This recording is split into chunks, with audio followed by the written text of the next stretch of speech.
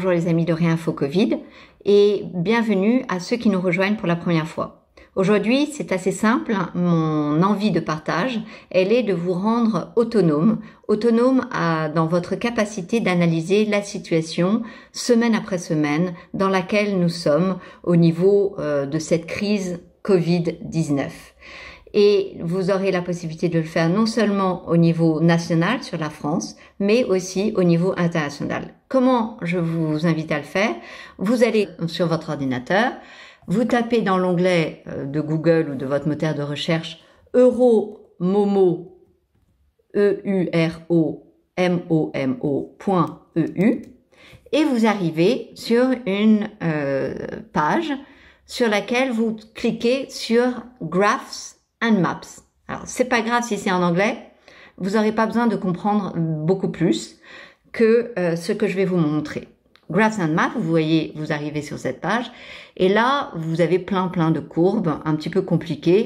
N'allons pas dans toutes ces courbes, allons tout en bas de la page, et vous arrivez au chapitre Z-Scores by Country.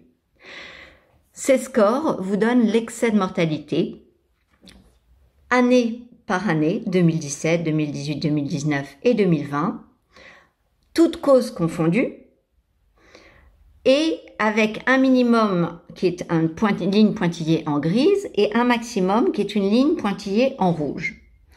Vous êtes en Autriche et vous voyez que l'hiver 2017, avec cette barre verticale grise, correspond donc à janvier et qui a logiquement probablement des grippes, une épidémie de grippe.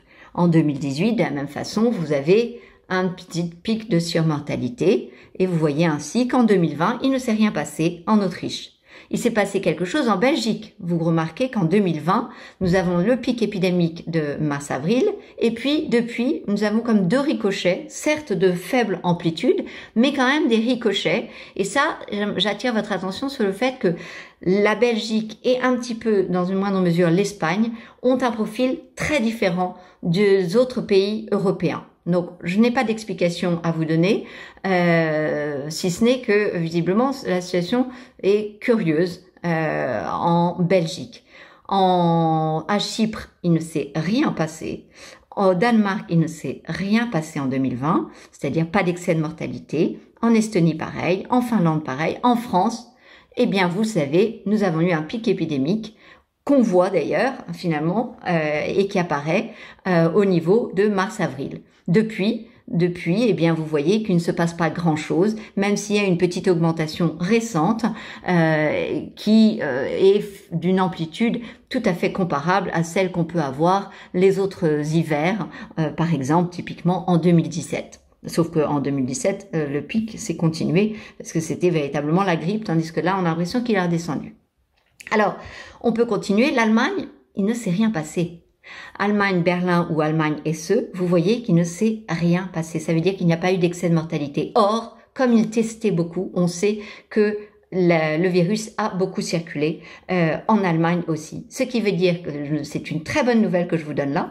Ça veut dire quoi? Ça veut dire que nous sommes capables de traiter, l'être humain est capable de traiter et le Covid-19, la situation n'est pas du tout hors de contrôle. Il suffit juste de donner les bons traitements et donc nous n'avons pas à attendre le vaccin comme une espèce de saint graal puisque il y a qu'à regarder ce qui s'est passé en Allemagne et dans beaucoup d'autres pays européens. Vous voyez la Grèce, la Hongrie et l'Irlande qui est avec un pic assez modéré et il ne s'est rien passé depuis. Vous voyez, voilà un petit peu la situation dans laquelle on est et l'avantage c'est que désormais vous n'avez plus besoin de qui que ce soit, de Réinfo Covid ou des médias pour vous faire votre propre impression sur l'état de préoccupation associé probablement au Covid-19 ou à la grippe, puisque, encore une fois, je vous le rappelle, c'est toutes causes confondues.